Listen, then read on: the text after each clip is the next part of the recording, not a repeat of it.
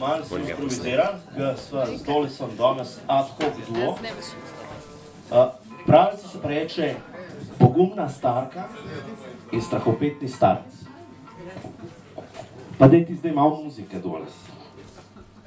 Kar malo, impro.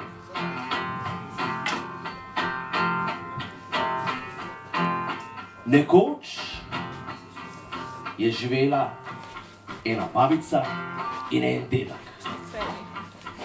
Bila sta krasen par. Starka je bila pogumna, korajžna, gajstna baba. Starc je bil pa pusi. Reva. Pičkica. In tako sta živela v krasnem sozvočju vse do enega večera, ko je starka rekla: poslušaj, foter, kaj če bi šel ti v špajzu po malo špeha, jaz bom pa ta cajt kašo zakuhala, pa špehca noter narezala. Veš, kako sem fino najedla? Se je strinjal starca, sem sta res fino najedla. In se strinjal, da gre po špeh. Zdaj pa pozabil sem to povedati, da je to laponska pravljica. In Laponci imajo neko čudno navado, da oni shrambe postavljajo 2 kilometra stran od doma. Zakaj temu tako, ne vem, mogoče, da otroci teži marmelado kradejo, ampak pustimo, to niti ni toliko pomembno za samo zgodbo. Skratka, možakar lepo osedla oziroma oprta severnega jelena in se poda po špeh. Ampak ko je položil on roko na kljuko svoje špajze, je zaslišal, da v špajzi nekaj gode.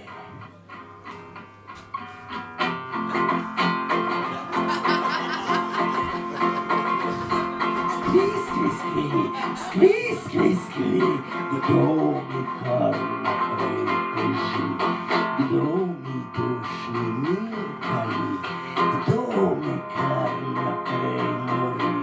Skvi!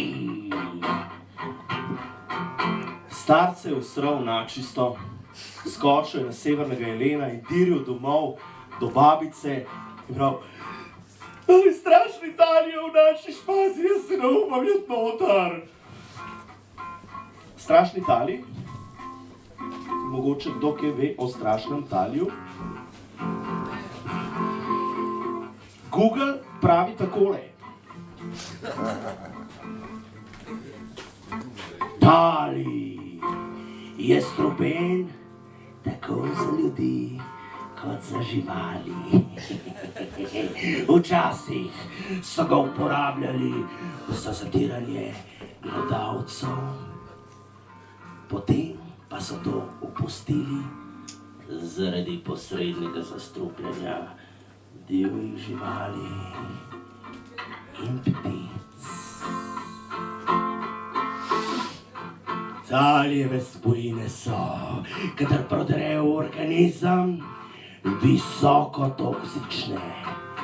Še posebej pa so nevarne zaradi svojega kumulativnega učinka.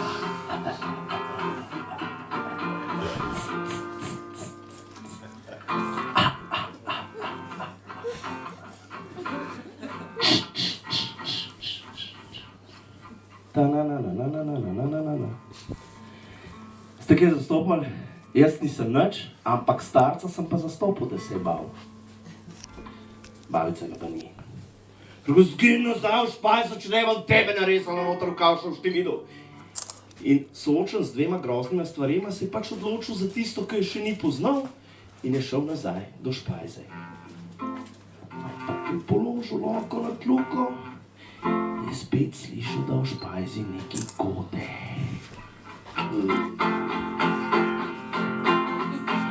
Skvi,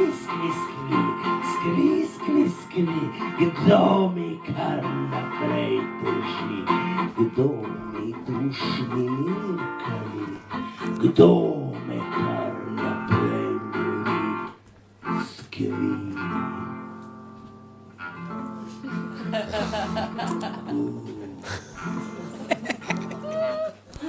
Starc je letel, skočil na severnega jelena in ga nesrečo gnal in ga ubil med galopom.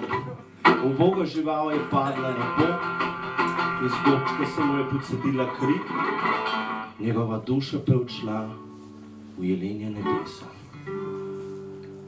On pa na soočenih babici. Nič ni rekel, samo glavo je dal med ramena, prekorakal je zraven. Ta stara pa tudi nič rekla. Sam pej! In je zapregla novega severnega jelena in se odpravila proti špajzi. Uleti stara do špajze, položi roko na kljuko in to tam zasliš, da v špajzi nekaj gore.